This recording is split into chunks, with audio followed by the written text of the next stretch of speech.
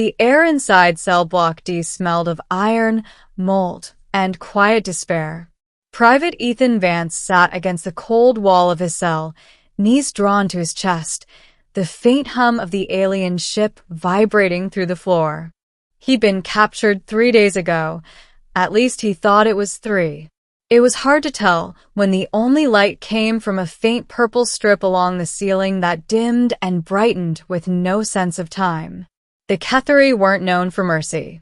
They'd invaded Mars Outpost Sigma to mine its red minerals, resources humanity claimed first.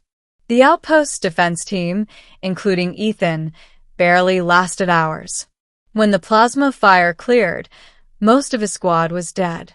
He was taken alive, for reasons unknown. He'd expected interrogation. Torture, maybe. But instead, they'd thrown him in here alone. Until 2 nights ago, when the door hissed open and the guards shoved someone else in. At first, he thought it was another human. But then the dim light caught her skin, pale silver, like liquid moonlight, and eyes like shimmering opal. Her frame was slender, wrapped in tattered medical robes, her hair braided with strange crystal strands. She didn't speak, didn't even lift her head. She just curled in the corner and trembled.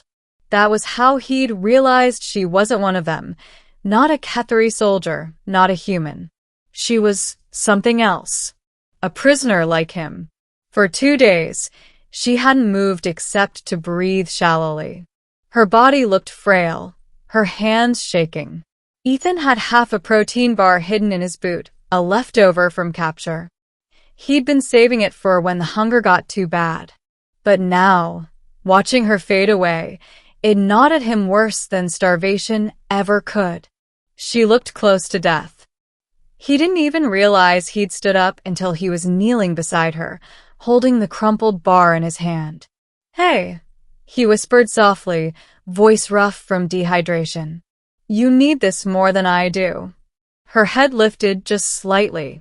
He caught her eyes for the first time, tired, glassy, but aware. She looked at him like she couldn't believe what she was seeing. Then she shook her head weakly, whispering in a trembling voice that was strangely melodic. "Human, keep it." He smiled faintly. "Guess that means you know what I am." "I do." Her accent was soft but sharp on the consonants, almost like a song. "And I know what you're doing. You will die sooner if you share." Ethan broke the bar cleanly in 2 and set the larger piece in front of her. "Then we die together, maybe a little slower." She blinked, as though she'd never heard words like that before. For a moment, she didn't move, then, with a shaking hand, she reached out and took it. When her fingers brushed his, they were cold as metal but soft as silk. She ate slowly, eyes never leaving his face. By what Ethan could tell, days passed, though they blurred into one another.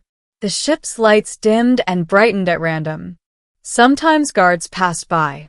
Sometimes they didn't. But the alien woman began to speak more. Her name was Lyra. Once, she said, she had been a medic of the Ketheri Auxiliary Corps, one of the healers who tended to the wounded. But when she disobeyed orders to treat human captives with mercy, her own kind turned on her. Her punishment had been exile until she was captured again and thrown into the same cell as the enemy she once saved. "You saved humans before?" Ethan asked one night as he sat cross-legged near her. "I tried," she murmured, voice small. "They said I dishonored the Ketheri bloodline, that I touched impurity. And now you're here," he said, frowning, "with one of those impurities." Her lips curved into a faint smile. Perhaps the universe enjoys irony. He laughed quietly. For the first time in days, it didn't hurt to smile.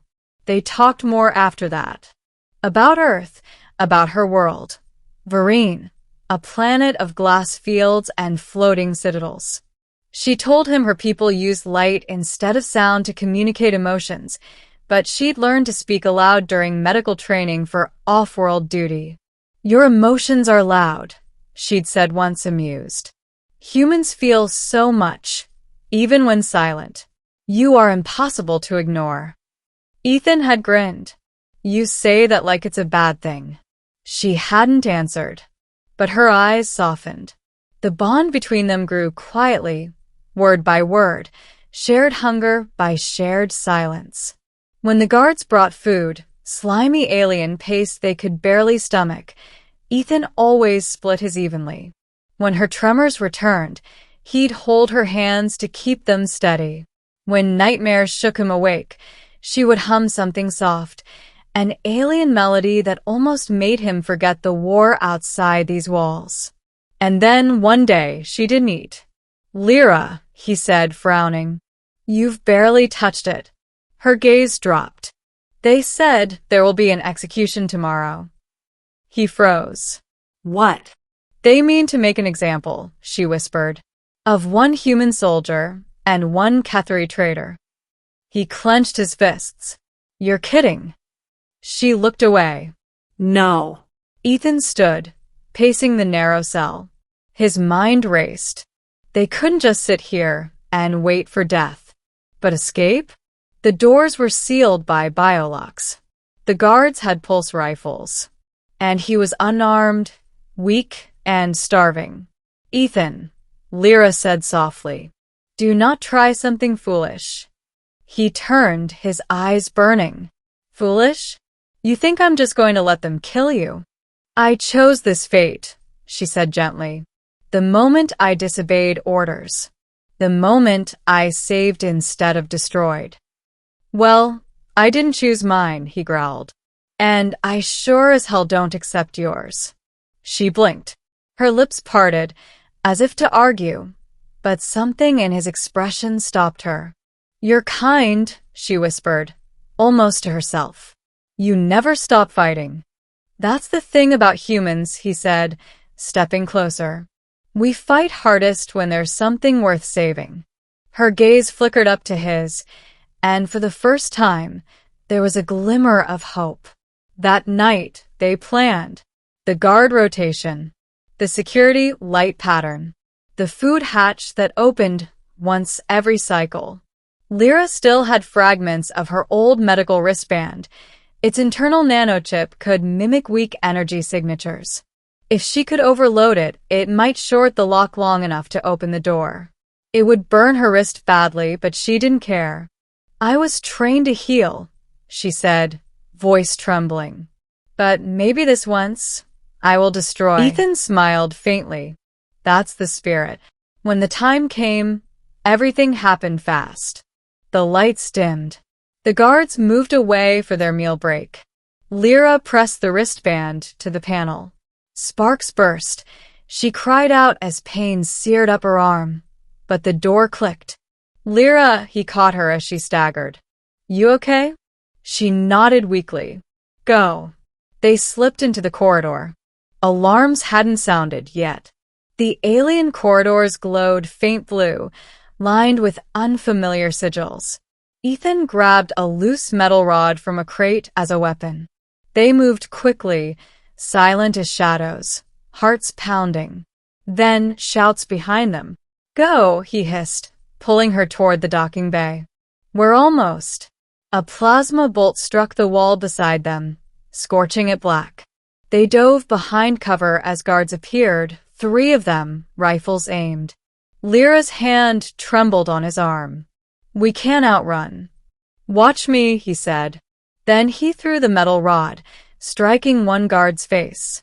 He lunged at the next, slamming him into the wall, wrestling the rifle free. The recoil nearly knocked him over, but he fired 2 bursts. The last guard fell. He turned. Lyra was staring at him, stunned. What? He panted. Never seen a desperate man before? Her voice was soft. I've seen bravery, but not like that. Then you've never met a human. Ending. They reached the shuttle bay, but the ship inside was small, barely a 2-seater, probably for maintenance crews. Still, it was flight-worthy. Ethan climbed into the pilot's seat, motioning her inside. Strap in. She hesitated. If we escape, they will hunt us both. You understand this. I'd rather run forever than leave you behind. Her breath caught just once. Then she nodded and climbed in beside him. The shuttle engines roared to life. Red alarms blared across the hangar. A voice shouted in Ketheri tongue. Orders to fire. Plasma blasts streaked by as Ethan pulled the ship up through the force field into the endless dark. Freedom. Stars stretched before them like silver rivers.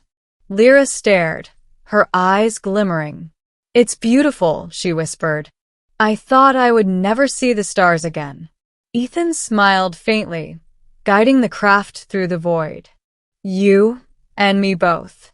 For a while, they said nothing, just the soft hum of the engines and the stars gliding past. Then she spoke again, softly.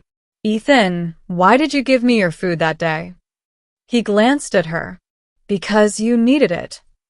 I would have died. You nearly did too. Yeah, he said with a tired grin. But I figured if we were both dying, I'd rather do it helping someone else. She looked at him long and quietly, as though memorizing every detail of his face. You humans, she whispered, voice trembling. You give even when you have nothing. He shrugged.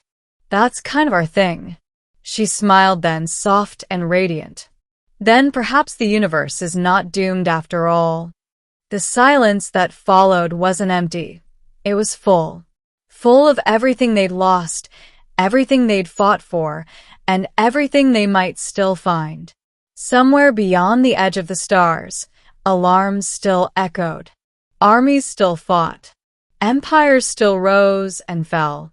But in that tiny shuttle, drifting between constellations, a starving alien and a dying human found something that neither war nor hunger could destroy. Hope.